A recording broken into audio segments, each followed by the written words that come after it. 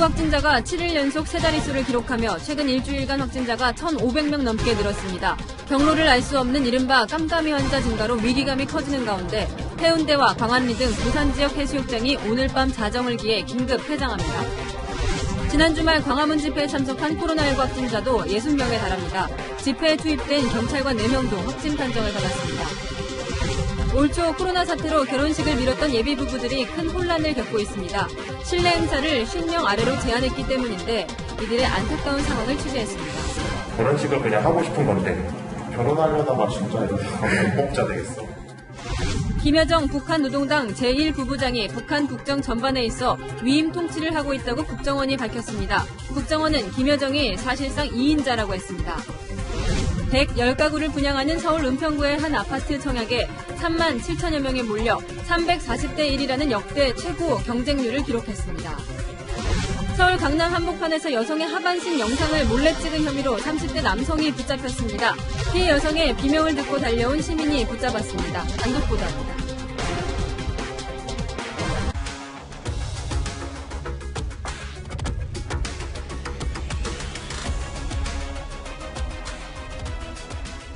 안녕하십니까. 뉴스의 동정민입니다. 방역당국이 큰 난관에 부딪혔습니다. 오늘 0시 기준으로 하루 확진자가 288명인데 이 사랑제일교회와 관련한 하루 확진자는 낮 12시 기준 53명입니다.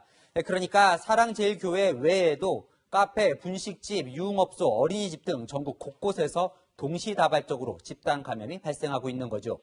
확진자들이 어디서 전염됐는지 찾는 게 이 추가 확산 방지에 중요한데 이 감염 경로를 알 수 없는 깜깜이 환자가 급증하고 있습니다. 그 수가 최근 2주간 220명, 코로나 사태 이후 가장 많습니다.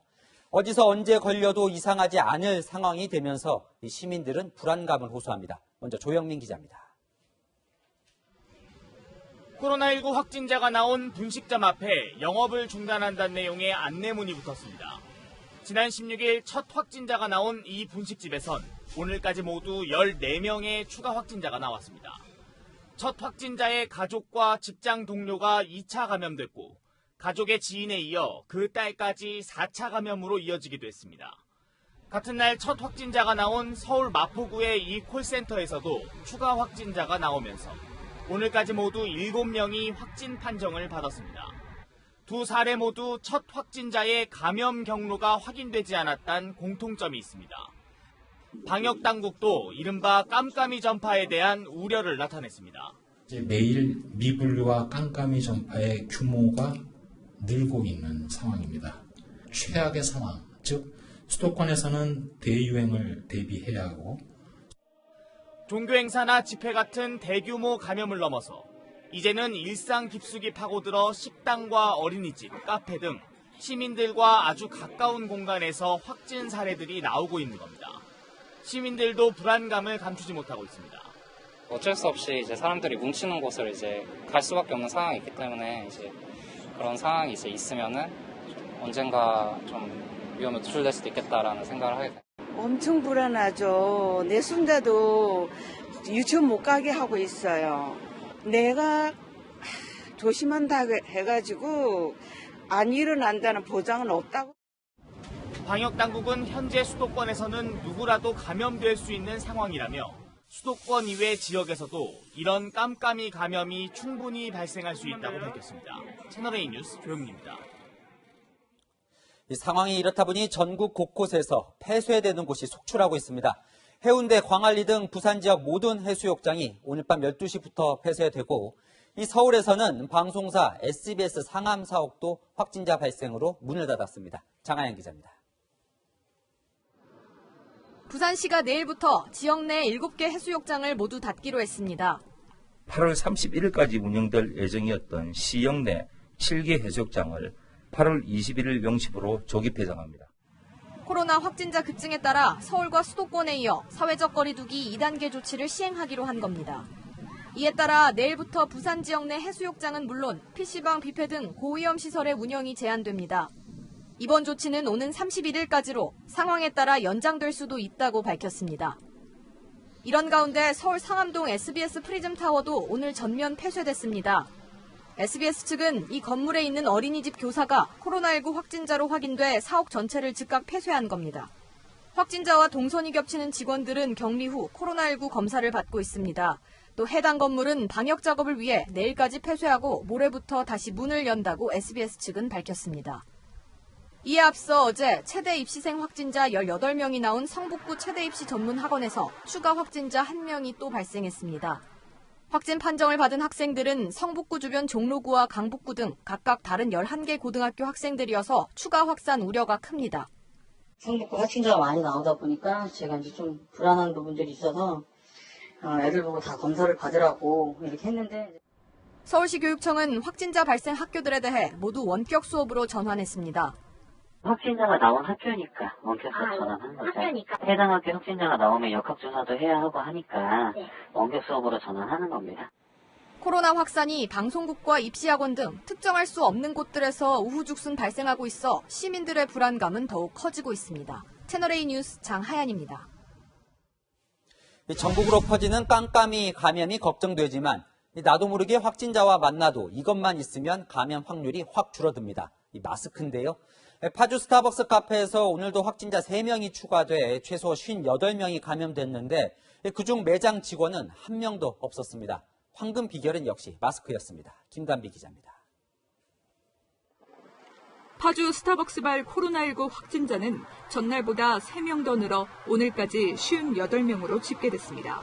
이들 중 직접 카페를 방문했다 감염된 사람이 모두 25명인데 2층 매장에 앉아서 커피를 마셨거나 2층 화장실을 이용한 경우였습니다.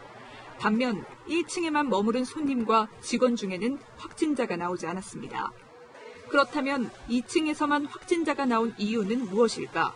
방역당국은 밀폐, 밀접, 밀집이라는 코로나19 확산 조건을 갖춘 상태에서 에어컨이 가동된 점을 주목하고 있습니다. 2층에는 총 5대의 천장형 에어컨이 가동 중이었는데 내부 공기를 빨아들여 냉각한 바람을 타고 확진자의 비말이 더 멀리 퍼진 것으로 추정됩니다. 또 창문이 통유리로 돼 있는 탓에 환기도 제때 되지 않았던 것으로 보입니다. 2층에는 천장형 에어컨이 5대가 설치되어 있었는데 집회 환자는 2시간 반 정도 앉아 있었던 것으로 파악이 되고 있고 밀접한 3밀의 장소에서 결국 코로나19 바이러스의 전파가 이루어진 것으로 판단이 되며 한편 마스크를 쓰고 위생 장갑을 낀 매장 직원 중에서는 확진자가 나오지 않았습니다. 밀폐된 장소에서도 마스크 착용 등 방역 수칙을 지키면 감염 확률이 현저히 줄어든다는 점을 보여줍니다. 방역당국은 음료는 되도록 테이크아웃하고 실내에서 음료를 마셔야 할 경우 장시간 머물지 말 것을 당부했습니다. 채널A 뉴스 김단비입니다. 평균 코로나 바이러스 잠복기는 5일입니다. 이 광화문 집회가 지난 15일이었으니까 이곳에서 감염이 됐다면 5일 지난 오늘부터 이 증세가 나타나겠죠. 실제로 집회 참석자 중 확진자가 60명까지 늘어났습니다. 이 중에서 18명은 사랑제일교회에도 간 적이 없는 깜깜이 환자입니다. 전국 지자체가 초비상인데 서울시는 아예 10명 이상 모이는 집회를 전면 금지했습니다. 안건우 기자입니다. 광화문 집회가 전국 확산의 도화선이 될 수 있다는 우려가 현실이 되고 있습니다. 현재까지 참가가 확인된 확진자는 모두 60명. 이 가운데 사랑제일교회 확진자가 33명으로 가장 많았고 휴대전화 추적으로 확인된 사람이 9명이었습니다. 우려스러운 건 감염 경로를 알 수 없는 깜깜이 확진자 18명. 모두 사랑제일교회와 무관한 데다가 절반은 경북과 부산 등 비수도권에 흩어져 있습니다. 집회가 끝난 뒤 각자 거주지로 돌아가 추가 감염을 일으켰을 가능성을 배제할 수 없습니다. 지금까지 검사를 받은 사람 가운데 확진자 비중은 0.7%. 집회 주최 측 주장대로 5만 명이 모였다고 가정할 경우 350명이 감염됐다고 추정할 수 있습니다. 방역당국은 지방자치단체와 함께 광화문 광장에 모인 각지의 전세버스 승객 명단과 휴대전화 기록을 추적하고 있지만 역부족입니다. 지금 즉시 가까운 선별진료소에 가셔서 코로나19 검사를 받아주십시오. 주변에 건강이 약한 분들을 보호해야 합니다. 광화문 집회에 투입된 경찰관 4명도 추가로 확진 판정을 받는데 집회 참가자에서 경찰로 감염이 번지는 상황. 대유행 조짐에 서울시는 오늘 자정부터 열흘 동안 서울 전역에서 10인 이상 집회를 전면 금지했습니다. 사실상 사회적 거리두기 3단계에 해당하는 강력한 방역 조치입니다. 채널A 뉴스 안건호입니다. 이 사랑제일교회 교인들과 광화문 집회 참석자들이 방역당국을 계속 애먹이고 있습니다. 검사 결과를 못 믿겠다며 확진자가 도주하기도 하고 검사를 하러 나온 보건소 직원에게 행패를 부리기도 했습니다. 박건영 기자입니다. 지난 18일 경기도 남양주시에서 코로나19 확진 판정을 받은 60대 여성 김모 씨. 병원으로 옮겨지기 전 휴대전화를 끄고 도주했습니다. 보건소 검사 결과를 믿지 못하겠다는 이유였습니다. 택시에서 내린 여성은 다시 검사를 받겠다며 이곳 환자 분류소에서 대기를 하던 중 경찰에 발각됐습니다. 그 과정에서 소리를 지르는 등 난동도 부렸습니다. 여성은 사랑제일교회 교인으로 발열 증세도 있었지만 문진표를 거짓으로 작성했습니다. 잡은 적 없고 방문한 적 없고 위험 근처간 적도 없고 남양주 오고 갈 것 같으면 내가 택시 거기까지 왜 왔냐 소리 지르고. 지난 17일 경기 포천시에서는 사랑제일교회 교인인 50대 부부가 코로나19 검사를 위해 찾아온 보건소 직원에게 행패를 부렸습니다. 왜 자기는 아무런 그런 증상이 없는데 검사를 받아야 되는지 껴안고 타치하면서 너네도 검사 받아라. 15일 광화문 집회에 참석했던 부부는 둘 다 확진 판정을 받았습니다. 전국 지자체들은 집회 참석자 명단 확보에 비상이 걸렸습니다.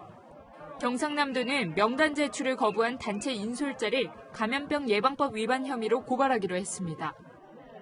광화문 광복절 집회 참가자 명단을 제출하지 않은 집회 인솔 책임자에 대해서는 오늘 즉시 법적 절차에 돌입합니다. 전라북도와 부산시도 참가자들이 상경에 이용한 관광버스 업체 등에 명단 제출을 요구했습니다. 명단 확보가 어려울 경우 경찰에 GPS 위치 정보 등을 요청해 당시 집회에 참석한 시도민을 확인할 계획입니다. 채널A 뉴스 박건영입니다. 사랑제일교회 관련 확진자는 오늘도 53명이 늘어났습니다. 사랑제일교회발 전파력이 얼마나 센지는 양성률을 보면 알 수 있는데요. 요즘 100명을 검사하면 평균 2명 정도가 양성 판정이 나오는데 사랑제일교회 방문자들은 19명이 확진 판정을 받고 있습니다. 이런 상황에서도 이 교회 측은 확진자가 늘어나는 건 정부의 표적 검사 탓이라고 주장했습니다. 남영주 기자입니다. 정광훈 목사와 사랑제일교회 측이 일부 언론에 낸 입장문입니다. 교회 측은 정부가 사랑제일교회와 광화문 집회 참가 단체를 중심으로 검사를 강요해 확진자 수를 늘리고 있다고 주장했습니다. 검사 대상이 늘어난 만큼 확진자 수도 많아진다는 겁니다. 그러면서 정부를 향해 확진자 숫자가 아닌 확진자 비율을 밝히라고 요구했습니다. 또 다른 기독교 단체와 교인들을 향해서는 방역을 빌미로 교회에 재갈을 물리는 행태에 맞서야 한다며 지지를 호소하기도 했습니다. 정부는 교회 측이 제기한 표적검사 의혹을 즉각 반박했습니다. 정부는 특정 의도를 가지고 지침에서 벗어난 범위의 대상자에 대해 검사를 실시한 바 없으며 그동안 사랑제일교회가 보여온 방역 불감증 행태도 속속 드러나고 있습니다. 실내 예배당은 2층까지 빼곡히 찾고 교회 밖 천막 안에서는 다닥다닥 붙어 앉아 찬송가를 부릅니다. 마이크를 든 정광훈 목사도 마스크를 착용하지 않은 채 설교를 합니다. 지난 9일 예배에서는 광화문 집회 참여도 독려했습니다. 가보겠습니다. 8월 15일 우리는 한자리에 모여야 됩니다. 전 국민이 다 한자리에 모여야 됩니다. 교인이 전국 단위로 분포하고 있는 사랑제일교회의 특성상 코로나19 추가 확진자는 앞으로도 계속 늘어날 가능성이 있다는 지적이 나옵니다. 채널A 뉴스 남영주입니다. 네, 수도권에서는 이제 언제 어디서 코로나19에 걸려도 이상하지 않은 불안한 상황인데 확진자가 늘다 보니 진단 검사에 대한 여러 가지 궁금한 점도 생기실 겁니다. 오늘도 이상현 기자와 알아보겠습니다. 네, 오늘 확진자를 보면 광화문 집회와는 별개로 사랑제일교회 관련 확진자는 좀 준 것 같아요. 이제 줄어든다고 봐도 되는 겁니까? 오늘 12시를 기준으로 사랑제일교회와 관련한 확진자는 53명 늘었습니다. 네. 전날에 비하면 절반 이상 확 줄었고요. 그간의 추세를 비추어 봐도 적은 수치입니다. 하지만 안심할 수 있는 상황으로 보기는 어렵습니다. 네. 명단 확보가 안 되는 사람이 700명에 이르기 때문입니다. 그러니까 아직 찾지 못한 사람들이 어디선가 깜깜이 감염을 일으킬 수도 있는 거네요. 네, 정부가 확보한 명단 가운데 3,200여 명에 대한 검사는 완료가 됐습니다. 네. 하지만 700여 명은 연락처가 잘못됐거나 거부하는 경우, 또 명단조차 확보가 안 된 경우인데요. 현재 사랑제일교회 교인 또 방문자들의 양성률이 19%로 5명 중 1명꼴로 확진되는 상황입니다. 단순하게 양성률을 대입해보면 133명 정도가 지역사회 어딘가에서 2차 이상 N차 전파를 일으킬 수도 있는 위중한 상황입니다. 네, 조금 전 뉴스에서도 전해드렸습니다만 사랑제일교회 신도라고 하면 무조건 양성 판정이라고 하는 가짜 뉴스도 퍼졌는데 이런 조작이 실제로 가능한가요? 방역당국은 진단검사가 인위적으로 조작될 가능성은 없다고 강하게 반박했습니다. 네. 실제로 선별진료소에 가보면 문진을 하는 의료진, 검체 채취를 하는 의료진이 각각 달라서 검사자가 사랑제일교회 관련자인지 아닌지 공유되지 않습니다. 또 검사 키트를 검사자 본인이 받아서 들고 가서 검체 채취를 한 뒤에 자신의 손으로 밀봉해서 제출을 하거든요. 이 과정에서 조작될 여지는 거의 없다는 게 방역당국의 설명입니다. 사랑제일교회가 워낙 화제가 되니까 오늘 교회 측에서 이런 입장도 발표를 했어요. 이게 신문에 광고를 냈는데 정부가 검사 대상을 마구 확대해서 그래서 확진자가 늘어났고 일반 국민까지 사랑제일교회 관련 확진자로 발표한다 이런 입장을 냈는데 최근 검사를 받는 사람이 많아진 것은 맞나요? 방역당국은 지금까지 집단 감염이 발생을 하면 바이러스에 노출됐을 가능성이 있는 전원에 대해서 일괄 검사를 하고 또 접촉자를 격리해 왔습니다. 네. 검사 건수를 보면은요, 현재 검사 진행 중인 건수가 3만여 건으로 나오는데요. 신천지 때도 이태원 클럽 때도 검사 건수 자체는 많았습니다. 또 종교와 무관했던 이태원 클럽 때를 살펴봐도 이날 확진자가 30명 안팎 나올 때거든요. 이때도 2만 명 이상이었으니까 지금 특별히 많다 이렇게 표현하기는 좀 어려울 것 같습니다. 그러니까 집단 감염이 나오면 고통스럽더라도 집단 검사를 할 수밖에 없다는 거네요. 요즘 SNS에서 자꾸 거리두기 3단계로 올라간다는 소문도 돌고 있습니다. 가능성이 있나요? 거리두기 3단계 격상에는 조건이 있습니다. 우선 최근 2주간 평균 확진자가 100명을 넘어야 하고요. 일주일 동안 하루 사이 확진자가 100명에서 200명, 200명에서 400명 이런 식으로 2배씩 늘어나는 더블링 현상이 2번 이상 나타나야 합니다. 그만큼 대규모 환자 발생이 급격히 늘 경우에 전환하게 되는데요. 지금은 최근 2주간 평균 확진자가 131명으로 첫 번째 기준만 충족한 상태여서 3단계 격상으로 전환될 만한 상황은 아닌데요. 3단계 전환 시에 10명 이상 모일 수 없고 또 모든 학교, 유치원이 휴원해야 하는 만큼 사회에 미치는 충격이 크기 때문에 모든 요건이 충족된 상황에서 신중하게 검토될 걸로 보입니다. 네, 이상현 기자 오늘도 잘 들었습니다. 자, 거리두기 2단계 격상만으로도 우리 일상이 많이 바뀌었죠. 특히 식장에 50명 이상 참석하는 결혼식이 금지되면서 예비 부부들이 큰 혼란에 빠졌습니다. 결혼이 하고 싶을 뿐인데 이러다 범법자가 될 판이라는 탄식까지 나옵니다. 50명 기준의 예식장 직원도 포함되는 건지 신랑 신부도 마스크를 써야 하는 건지 당장 이번 주가 결혼식인 사람도 있는데 기준이 명확하지가 않습니다. 제가 직접 취재했습니다.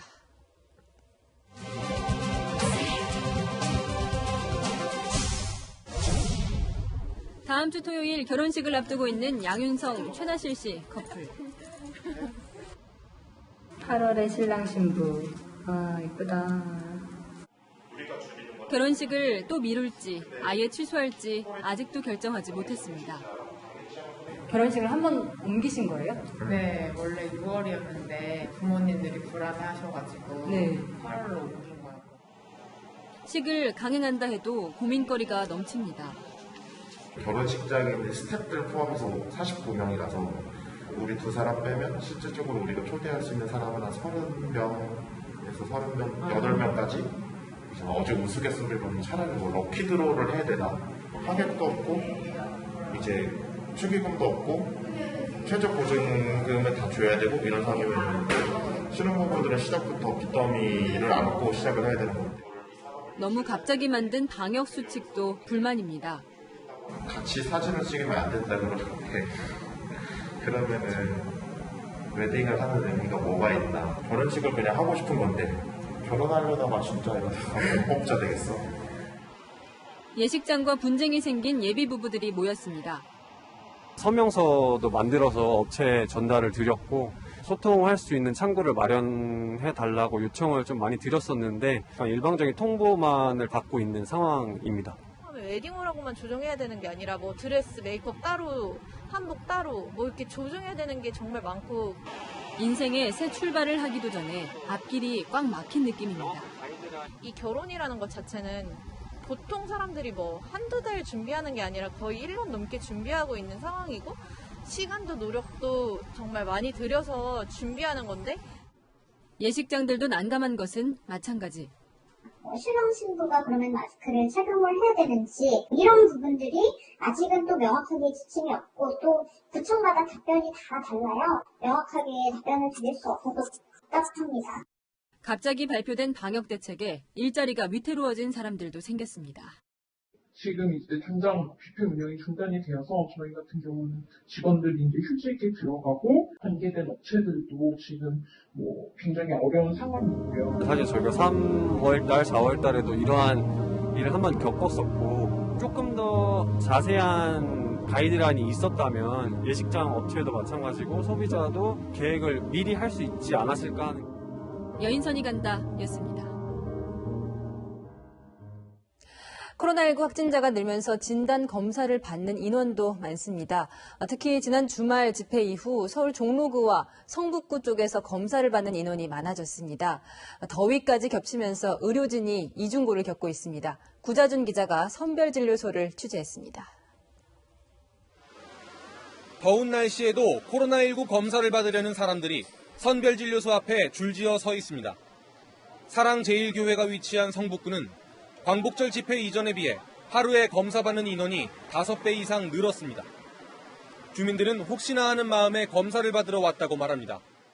제가 그게는 나이진 않지만 그 사랑제일교회 분들이 그 같은 공간이나 이런 마트나 시장에서 마주치거나 이럴까봐. 집회가 열렸던 종로구도 상황이 비슷합니다. 집회 시작 전보다 지금 현재 한 5배 정도 이상 는 걸로 파악되고 있습니다. 시민들은 부채질을 해가며 차례를 기다립니다. 힘들죠. 할머니들이 죽을 노릇이지. 디테일에 우리 걸리게 생겼어. 방호복을 껴입은 의료진의 고충도 큽니다. 더위를 이길 방법은 이동식 에어컨뿐. 걸어서 이동하며 검사를 받는 워킹스루 진료소의 경우 방호복이 간편해졌지만 대면 진료를 하는 곳은 무거운 방호복을 갖춰 입어야 합니다. 제가 지금 입은 복장이 규정에 따른 방호복입니다. 장갑도 이렇게 2겹씩 껴야 하고 고글까지 쓰는데요. 저는 10분 정도 입었을 뿐인데도 땀이 줄줄 흐릅니다. 실제로 방호복 내부 온도를 재보니 체온보다 3도가량 올라 있었습니다. 저희도 이거 바뀐 지 얼마 안 돼서 우선 숨이 너무 막히고요. 그다음에 안에 통풍이 되지 않아서 습기가 너무 빨리 차서 더운 게 가장 힘들었어요. 늘어난 검사 인원에 더위까지 겹치면서 의료진들을 위한 추가 보호 조치가 필요하다는 지적이 나옵니다. 채널A 뉴스 구자준입니다. 폭염에 코로나까지 재확산하며 더위에 취약한 어르신들도 힘듭니다. 거리두기 조치가 강화되며 경로당 같은 복지시설이 문을 닫았습니다. 일부 지자체는 대신 체육관에 쉼터를 만들었는데 염정원 기자가 살펴봤습니다. 오늘도 전국 대부분 지역에 폭염특보가 내려졌습니다. 높은 습도에 마스크까지 쓰면 체감온도는 더 올라갑니다. 폭염에 고스란히 노출되는 취약계층 노인들은 올여름이 더 괴롭습니다. 평소엔 경로당 같은 사회복지시설에서 폭염을 피할 수 있었지만 사회적 거리두기가 2단계로 상향되자 운영이 중단됐기 때문입니다. 에어컨 있겠다 뭐 시원하죠. 코로나 때문에 전부 통제하니까 못 간 게 굉장히 아쉬워요. 일부 지자체는 비상대책으로 텐트를 이용한 무더위 쉼터를 만들었습니다. 마포구청에서 운영하고 있는 무더위 쉼터입니다. 이곳에는 총 20대의 텐트가 설치되어 있는데요. 텐트 사이 간격은 이렇게 2m를 유지한 채 폭염과 코로나 문제를 동시에 해결하고 있습니다.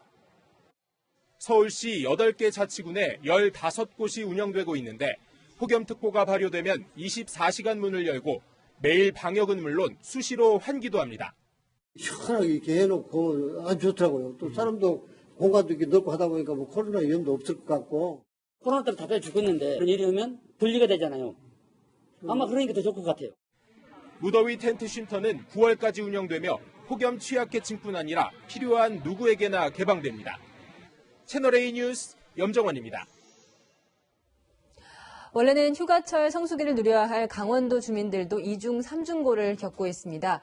코로나 감염 위험 때문에 자원봉사자들도 못 오고 군 장병들의 외출과 외박이 전면 통제돼서 주변 상권이 개점 휴업했습니다. 강경모 기자가 현장 취재했습니다.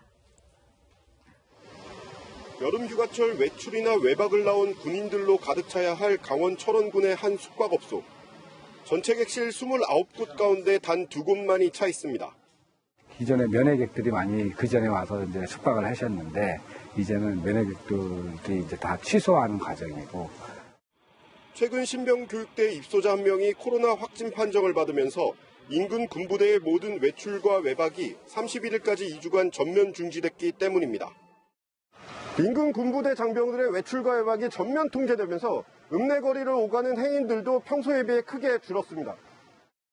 2주라면 저희도 기다리겠는데 그거 확신하는 것도 아니고 그래서 지금 어떻게 해야 될지 이 가게를 엎친 데 덮친 격으로 채 마무리되지 않은 수해복구 현장의 자원봉사자 발길도 끊겼습니다.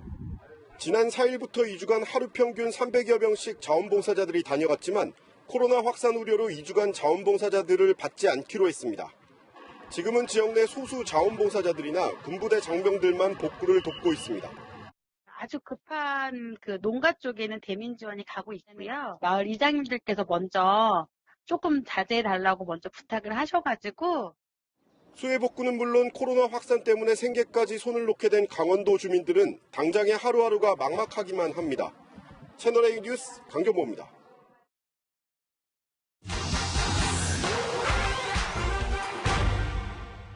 할리우드 배우 알리사 밀라노의 SNS입니다. 코로나19에 확진된 뒤 가슴 통증이나 탈모 같은 후유증을 겪고 있다며 주의를 당부합니다. One brushing. This is my hair loss from COVID-19. 일부에선 이 코로나19에 감염돼도 무증상이나 경증 환자는 후유증이 없다고 알고 있는 분들도 있는데요. 사실인지 따져보겠습니다. 최근 미국 질병통제예방센터 CDC가 코로나19 경증 환자 274명을 추적 조사한 결과를 공개했습니다. 경증 환자의 35%가 2, 3주가 지나도 건강 회복이 안 됐다고 답했는데요. 이들은 이 피로와 기침, 미각이나 후각 상실, 또 호흡곤란이나 정신 착란 같은 증상을 호소했습니다. 국내에서도 무증상 확진자에 대한 연구가 속속 발표되고 있죠. 국내 생활치료센터 입소자 303명을 무증상자와 유증상자로 나눠 조사했는데요. 증상 유무와 상관없이 바이러스 배출량은 두 집단이 비슷했고 시간이 흘러서 코로나19 음성 판정을 받는 비율도 그래프처럼 큰 차이가 없었습니다. 사망률이 낮다고 알려진 20대 젊은 환자는 완치 뒤에 후유증이 전혀 없었을까요? 그렇지 않았습니다. 코로나19 양성 판정을 받은 20대 국내 여성의 흉부 엑스레이 사진입니다. 하얀 심장 부분이 정상인보다 커졌죠. 이 여성은 기저질환도 없었지만 바이러스로 인한 심근염 진단이 나와 지속적인 심장 치료가 필요했습니다. 무증상이나 젊은 환자라고 안심할 수 없는 건 전신에 영향을 주는 코로나19 바이러스의 특성 때문입니다. 몸 안에 염증이 안기고 있는 거예요. 신경이랑 혈관에 직접적으로 영향을 주니까 그게 회복되는 기간이 굉장히 오래 걸리겠죠. 나는 젊다고 또는 증세가 없다고 코로나19를 가볍게 여기면 안 된다고 전문가들이 경고하는 이유입니다. 이 밖에도 궁금한 점은 팩트맨 많은 문의 바랍니다. 지난 15일 광화문 집회에 참석한 일부 극우 인사들이 집회 이후 극단적 행동과 돌출 행동을 하고 있습니다. 여론이 악화되자 미래통합당은 본격적으로 이들을 비판하기 시작했습니다. 안보겸 기자가 보도합니다. 보수 성향의 유튜브 채널 운영자가 병실에서 생방송을 통해 정부를 강하게 비판합니다. 제가 감염되지 않았을 가능성이 있음에도 불구하고 저를 이렇게 단실에 가뒀다. 저는 국가를 상대로 손해배상 청구를 해갖고 확실하게 이거 배상을 받아야 돼요. 이 운영자는 지난 15일 광화문 집회에서 유튜브 생중계 방송을 했습니다. 18일 확진 판정을 받은 뒤에도 병원에서 실시간 스트리밍 방송을 하며 우파들은 죄다 격리 조치시켰다고 주장했습니다. 광화문 집회 참석 후 코로나19 확진 판정을 받은 차명진 전 새누리당 의원은 김종인 비대위원장의 호남 무릎 사과를 비판했습니다. 통합당을 도매금으로 끌고 들어가 무릎 꿇고 찔찔 짜고 난리를 치냐는 겁니다. 김문수 전 경기지사는 코로나19 진단검사를 위한 경찰의 동행 요구를 두고 실랑이를 벌였고 그 장면을 직접 SNS에 올렸습니다. 강제라 그랬잖아. 김 전 지사는 당시 사랑제일교회 예배에 참석한 신도와 함께 있었는데 경찰의 동행 요구가 인권 침해라며 거부했습니다. 여론이 나빠지자 통합당 내부에서는 이들과 선을 그어야 한다는 목소리가 나왔습니다. 통합당 배현진 의원은 SNS에 일부 인사의 뉴스를 지켜보며 참 답답하고 안타깝다고 했습니다. 또 통합당 하태경 의원은 김 전 지사, 전광훈 목사와 관련된 기독자유통일당을 거론하며 응당 국민들께 사과하고 자진 해산해야 한다고 주장했습니다. 채널A 뉴스 안부겸입니다. 지난주에 탄핵 이후 처음으로 통합당 지지율이 민주당을 앞섰었는데 일주일 만에 오차 범위 내긴 하지만 다시 뒤집혔습니다. 이 광화문 집회를 전후한 코로나 재확산이 야당의 악재가 됐다는 분석입니다. 김윤수 기자입니다. 오차 범위 내지만 더불어민주당 지지율이 미래통합당을 다시 제쳤습니다. 이번 주 민주당 지지율은 4.1%포인트 상승한 38.9%였고 통합당은 37.1%로 0.8%포인트 상승하는 데 그쳤습니다. 특히 민주당에 대한 중도층 지지율은 6.4%포인트 상승해 37.7%를 기록했고 진보층 지지율도 5.7%포인트 올랐습니다. 문재인 대통령 국정 지지율도 3주 만에 상승해 45%를 기록했습니다. 여권에 부정적 영향을 미쳤던 부동산 이슈보다 코로나19 재확산이 부각됐기 때문이라는 분석입니다. 코로나 조기 종식을 원하는 국민 여론이 대통령과 더불어민주당 지지로 이어질 개연성이 높습니다. 반면 미래통합당은 광화문 집회와 연계된 인상을 받으면서 지지율이 주춤한 모양새입니다. 민주당은 오늘도 코로나19 재확산의 책임을 통합당에게 돌렸습니다. 미래통합당은 집회에 참가한 소속 정치인과 당원들에 대해 아무런 조치 없이 관계없다 이런 식으로 강 건너 불구경식으로 수수방관하고 있습니다. 통합당은 방역 실패 책임을 떠넘긴다며 치졸하다고 맞받았습니다. 방역 실패를 우리 당과 엮어서 어떻게든지 책임을 피해보려고 하는 것은 옹졸하고 치졸한 그런 행태입니다. 국민들이 보기에도 안쓰러울 정도로 억지로 엮어가는 모양은 너무나 옳지 않은 그런 태도입니다. 또 잠복기를 고려하면 증가하는 코로나19 환자들이 광화문 집회 이전에 감염된 것으로 보인다고 주장했습니다. 채널A 뉴스 김윤수입니다.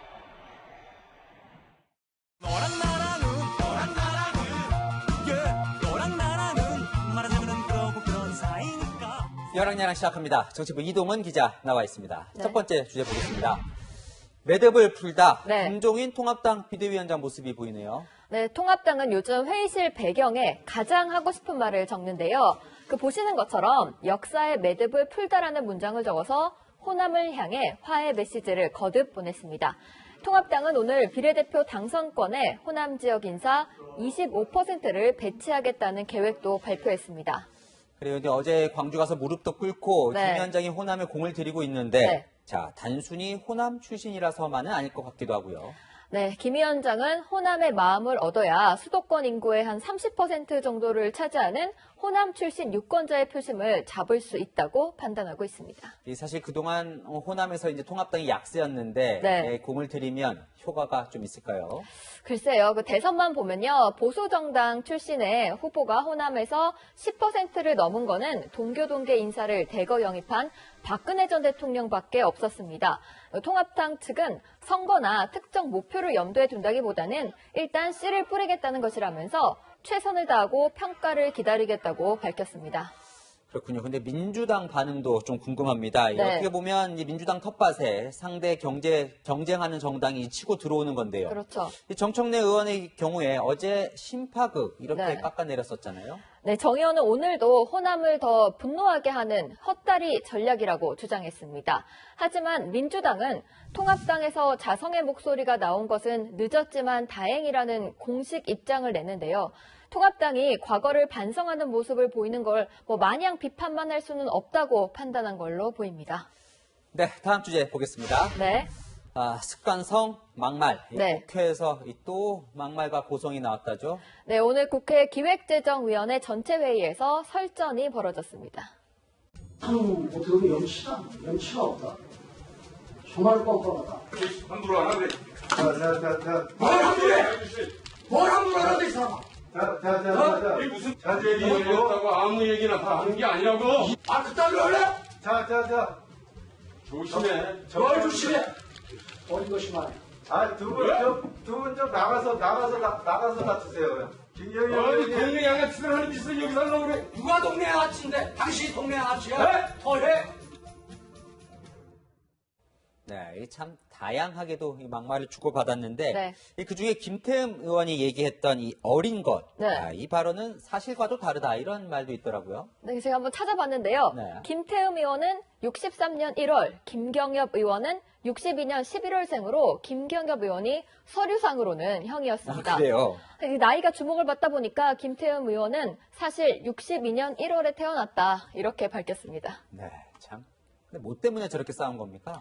김태흠 의원이 민주당이 임대차 3법을 강행 처리한 걸 사과하라고 요구하면서 설전이 시작되는데요.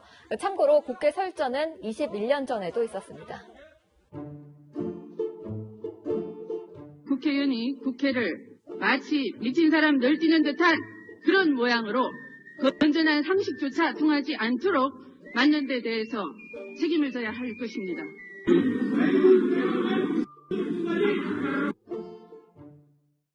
참 21년 전 모습이랍니다. 이런 소식 전해드릴 때마다 왜 부끄러움은 늘 국민 몫인가 하는 생각이 듭니다. 지금까지 여랑야랑이었습니다. 김여정 북한 노동당 제1부부장이 북한을 위임 통치 중이다. 오늘 국가정보원이 국회에 이런 깜짝 보고를 했습니다. 다만 김정은 위원장의 절대 권력에 이상이 생기거나 후계자를 결정한 건 아니라면서 김 위원장의 통치 스트레스를 줄이기 위한 조치라고 설명했습니다. 강재 기자가 보도합니다. 김정은 위원장이 집권 9년 차를 맞아 측근들을 통해 위임 통치를 시작한 것으로 확인됐습니다. 위임 통치란 말이 나왔고 김여정이 이제 국정 전반에 있어서 위임 통치. 국정원이 국회 비공개 정보위에서 보고한 내용으로 김여정은 특히 대남대미 정책에서 김정은을 대신해 보고를 받고 있다는 겁니다. 김여정이 사실상 북한의 2인자지만 후계자 통치는 아니며 김정은의 절대 권력은 여전하고 위임 통치는 김정은을 위한 것이란 설명도 덧붙였습니다. 첫 번째 이유가 통치 스트레스 경감, 그리고 두 번째는 정책 실패 시 리스크가 너무 크다는 차원에서 책임 회피. 김여정 외에도 경제 분야는 박봉주 당 부위원장과 김덕훈 내각 총리가, 군사 분야는 최부일 부장과 이병철 당 중앙위 군사위 부위원장이 김정은의 일부 권한을 넘겨받은 것으로 알려졌습니다. 북한은 코로나19와 관련해서는 최근 최대 비상방역 체제로 돌입했고 평양과 황해도, 강원도는 출입을 통제하고 있는 것으로 전해졌습니다. 채널A 뉴스 강지혜입니다.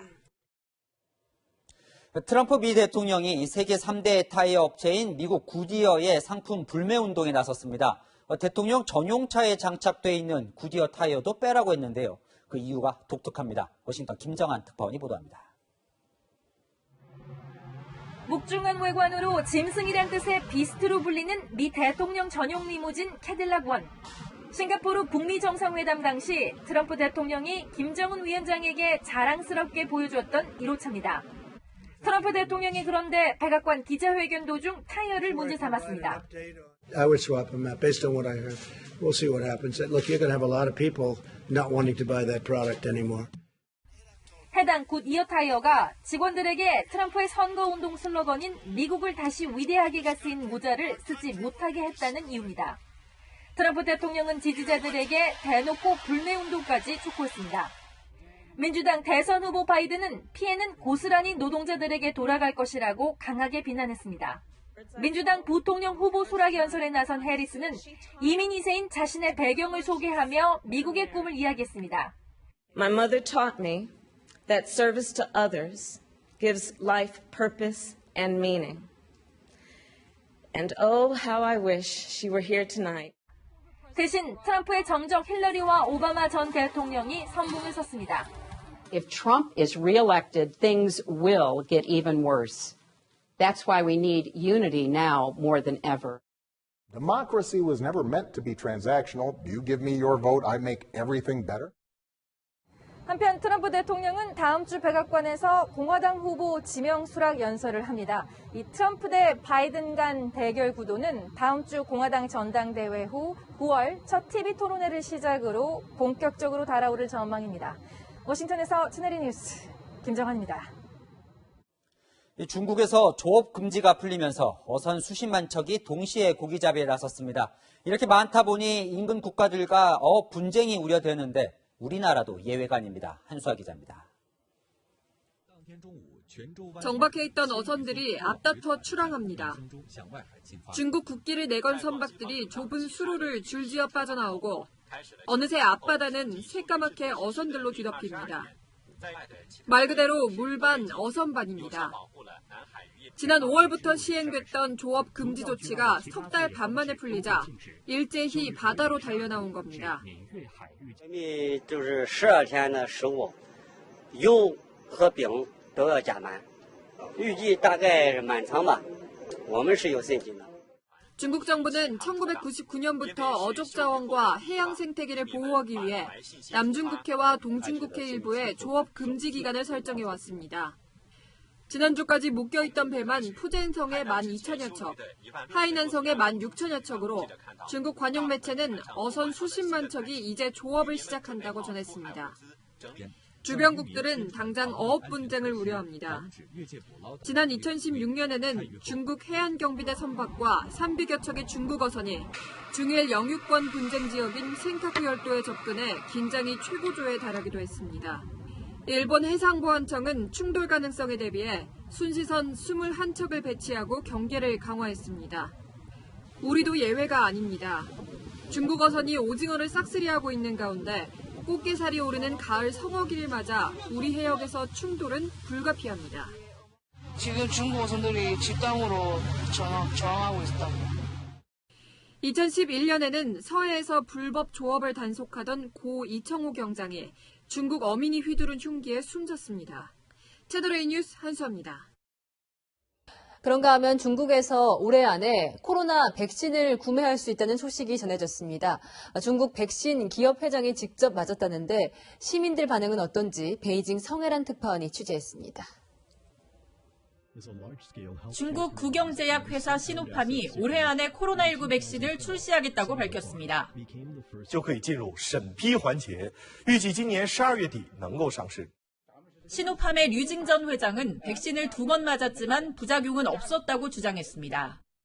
我3月30号就已经对疫苗进行了预注射，相当于我们是以身试药了。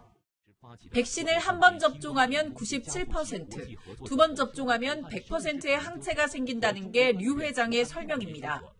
최대 2억 2천만 개 생산할 수 있고 가격은 2번 접종에 우리 돈 17만 원 이내가 될 것으로 보입니다. 앞서 미국의 모더나사가 책정한 회당 4만 원대보다 훨씬 비싼 편입니다. 가격도 가격이지만 안전성에 대한 불안이 최대 걸림돌입니다. 중국의 한 언론사가 진행한 SNS 설문조사에 따르면 출시될 백신을 맞겠다는 의견은 35%인 반면 맞지 않겠다거나 생각해보지 않았다는 62%로 부정적인 의견이 더 많았습니다. WHO에 따르면 현재 임상 3상에 돌입한 백신 7개 가운데 4개를 중국 기업이 개발하고 있습니다.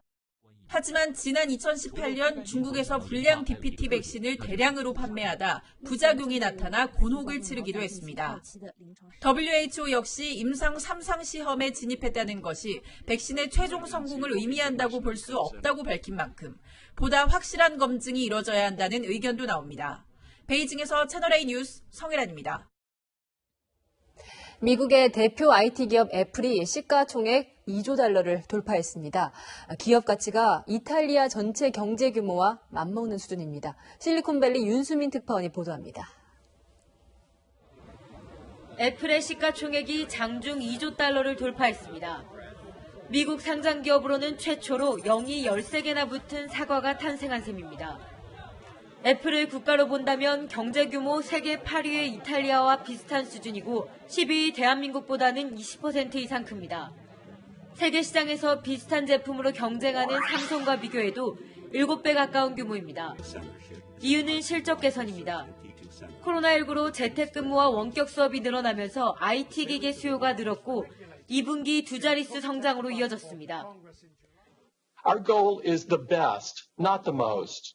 In fact, we don't have a dominant share in any market or in any product category where we do business.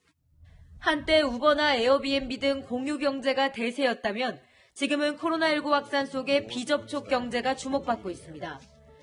자율주행의 대명사 테슬라는 올 들어 300% 이상 주가가 올랐고 CEO 일론 머스크는 억만장자가 됐습니다. 머스크는 이제 전기차를 넘어 우주로 눈을 돌리며 미래를 선도합니다. Thank goodness. My entire adrenaline, it was just dumped, you know. And I'm not very religious, but I prayed for this one. 다만 최근의 증시 호황은 저금리로 인한 유동성 과잉 때문이어서 언제든 거품이 꺼질 수 있다는 우려의 목소리도 나옵니다. 요즘 주식 투자자들은 애플과 테슬라를 가리켜 이 세상 주가가 아니라고 합니다.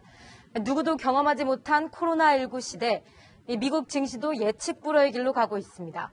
미국 실리콘밸리에서 채널A 뉴스 윤수민입니다.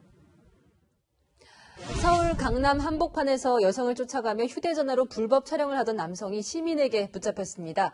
마침 킥보드를 타고 길을 지나가던 사람인데 여성의 비명을 외면하지 않고 직접 검거한 겁니다. 우현기 기자의 단독 보도입니다.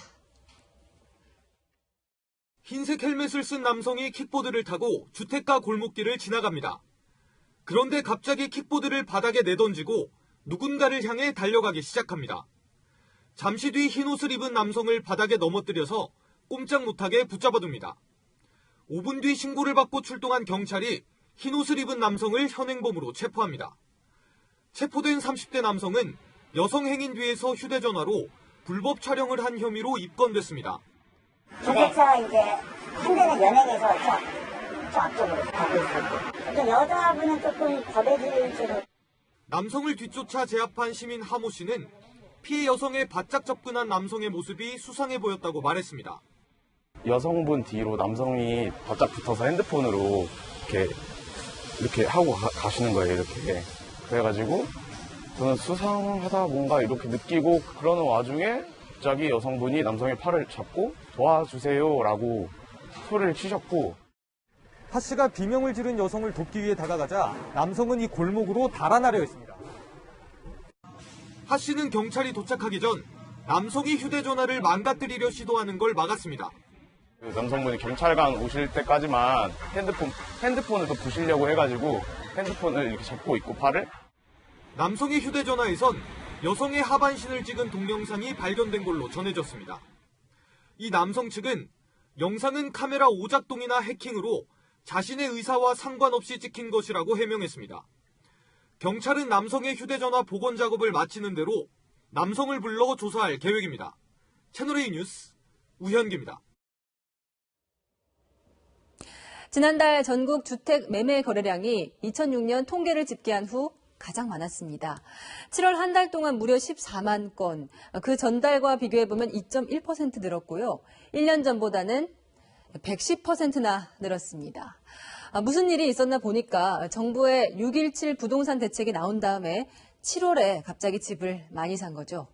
정부는 집값을 떨어뜨리려는 규제를 자꾸 꺼내는데 국민들은 집값이 더 오를 것이라고 불안해하는 이른바 패닉 바잉을 했다는 분석이 나옵니다.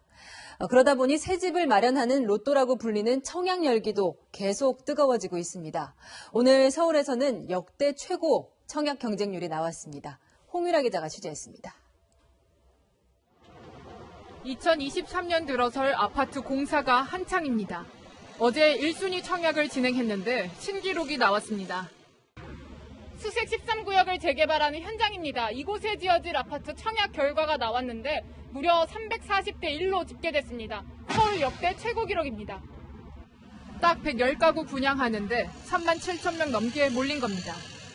올해 서울에서 가장 높은 평균 청약률을 보인 서울 강남구의 대치 푸르지오 서밋 경쟁률보다 2배 높았고 지난 2016년 분양한 서울 서초구의 한강변 아파트 아크로 리버뷰가 세운 기록인 역대 최고 경쟁률 306대 1도 4년 만에 다시 쓴 겁니다.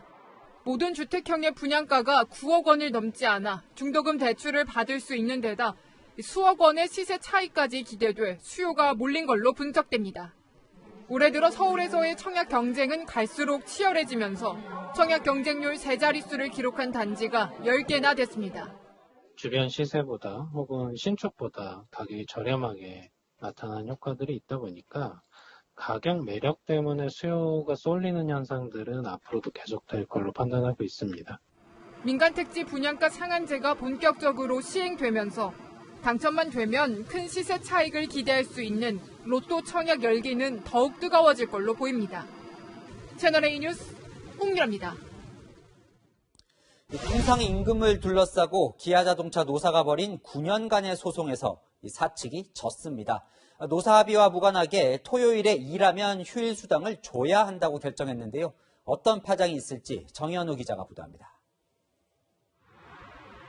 9년간에 걸친 소송전의 결론은 회사 측의 패배였습니다. 대법원은 정기상여금은 통상임금에 포함시켜야 한다며 근로자 측 손을 들어줬지만 점심 식대나 가족수당, 일비 등을 포함시키란 주장은 받아들이지 않았습니다. 생산직 직원에게 4시간 근무 뒤 주어지는 10분간의 휴식도 근무 시간으로 계산하고 토요일 근무 시에도 휴일 근로수당을 줘야 한다고 결정했습니다.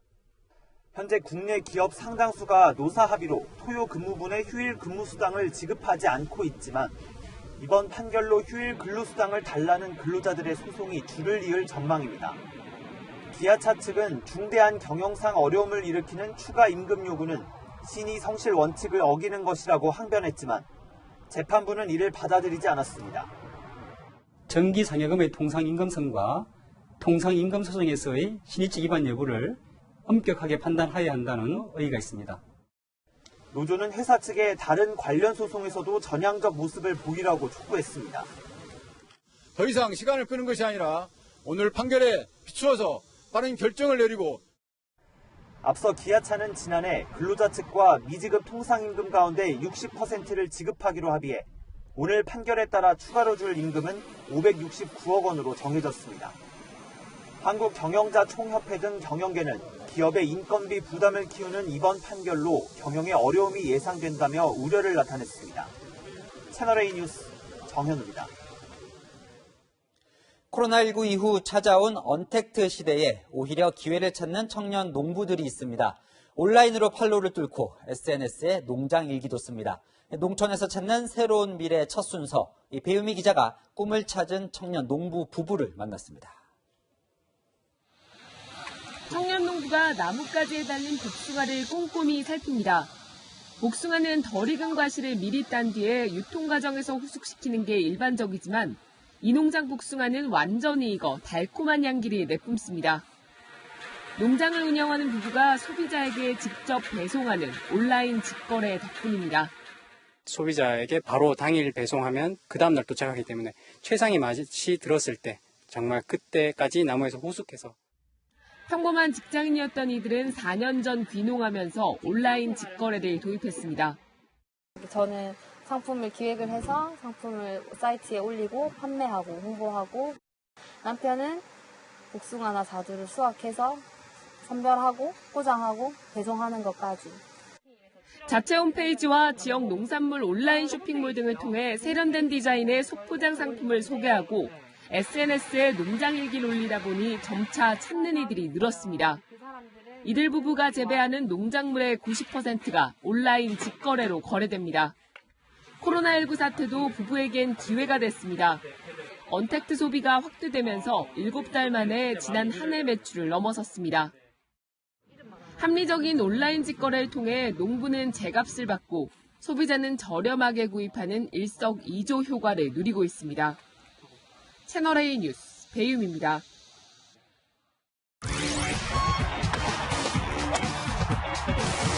프로야구의 순위 경쟁에 불이 붙었습니다. 자고 일어나면 순위가 뒤바뀌어 있는데요. 절대 내려올 것 같지 않던 NC의 1위 자리도 불안합니다. 현장 취재 기자 연결합니다. 김유빈 기자. 네, 현재 2위 키움과 3위 LG의 경기가 펼쳐지고 있습니다. LG가 선취점을 챙겼지만 키움의 중심 타선이 3회에만 무려 3점을 챙기며 현재 3대1로 앞서가고 있는데요. 오늘 이곳 도척 맞대결, 그리고 현재 광주에서 경기가 펼쳐지고 있는 NC와 기아의 맞대결 결과에 따라서 1위 순위가 뒤바뀔 수 있는 상황입니다. NC는 어제 2위 키움에 뼈아픈 패배를 당하며 개막 후 석 달간 견고하게 지켜오던 1위 자리를 위협받고 있습니다. 양 팀의 순위는 불과 0.5경기 차. 오늘 NC가 지고 키움이 이기면 순위는 뒤바뀝니다. 키움도 안심할 순 없습니다. 특히 내일까지 이어질 LG와의 2연전이 관건입니다. 파죽지세 LG가 최근 7연승으로 상위권 판도를 뒤흔들고 있어서입니다. 오늘 LG전에서 지면 키움은 1위는 고사하고 2위마저 0.5게임 차로 위협받게 됩니다. 오늘 키움전까지 아주 중요한 일정이 있는데요. 선수들이 너무너무 잘해주고 있네요. 욕심이 생기죠. 하지만 게임이 또 많이 남아있고요. 중위권 다툼 또 치열합니다. 두산이 추락하고 롯데와 KT가 승률을 대폭 끌어올리며 중위권 순위가 매일 밤 변동하고 있습니다. 코로나19 재확산으로 리그 중단 우려까지 나오고 있지만 가을 야구를 향한 순위 경쟁은 식을 줄을 모릅니다. 지금까지 도척에서 채널A 뉴스 김유빈입니다. 내일과 모레는 비가 내리면서 더위를 한결 식혀주겠습니다. 우선 내일 하루 동안 경기 북부와 강원 북부 지역은 오전부터 밤까지 20에서 60mm의 꽤 많은 비가 오겠고요. 서울과 경기 남부, 강원 남부에는 5에서 20mm가 예상되고 있습니다. 내일 오후부터 밤 사이에는 충청과 남부 곳곳에 소나기 소식도 나와 있는데요. 양은 5에서 40mm로 예상되고 소나기가 오는 동안 순간적으로 벼락과 돌풍까지 동반될 수 있어 주의가 필요합니다. 이 폭염의 강도가 힘을 잃을 것으로 예상되면서 서울 등 일부 중부지방의 폭염특보는 해제가 된 상태고요. 그 밖의 내륙은 약화된 곳들이 있습니다. 내일 한낮 기온은 서울이 30도, 강릉 28도로 오늘보다 내려가겠고요. 광주가 33도, 대구가 35도 등으로 남부 지역은 계속 무덥겠습니다. 내일 이른 아침 시간대에는 서해안과 일부 내륙에 가시거리 1km 미만의 짙은 안개가 예상돼서요. 시정이 탁한 곳이 많습니다. 조심해서 이동하시기 바랍니다. 극심한 더위는 한풀 꺾였지만 30도 안팎의 무더위는 당분간 계속되겠습니다. 날씨였습니다. 여유롭게 카페에 들어와서 마스크도 내리고 커피를 마시는 이 남성. 사실은 병원에 있어야 하는 코로나19 확진자였습니다. 파주 병원에서 탈출해서 25시간 동안 버스를 타고 다니면서 그야말로 서울 곳곳을 돌아다녔습니다. 이 한 사람의 일탈로 종로 카페 여조거버는 격리됐고 신촌 카페는 한때 문을 닫아서 영업을 못했습니다. 환자와 카페나 버스에 함께 있던 밀접 접촉자들도 2주간 자가격리해야 합니다. 선량한 시민들이 피해를 본 거죠. 이 폭염 속에 두꺼운 방역복을 입고 남자를 쫓아다니는 요원들 모습입니다. 코로나 국면에서 자가격리를 위반하는 등 이 방역 지침을 어긴 사람이 이렇게나 많습니다. 참 부끄러운 숫자죠. 한 명의 일탈은 수많은 이들의 건강과 생계도 위협합니다. 검사 거부하고 거짓말하고 방역당국 지침 안 따르시는 분들, 어떤 이유에서건 지금은 그러시면 안 됩니다. 내일도 뉴스데이입니다.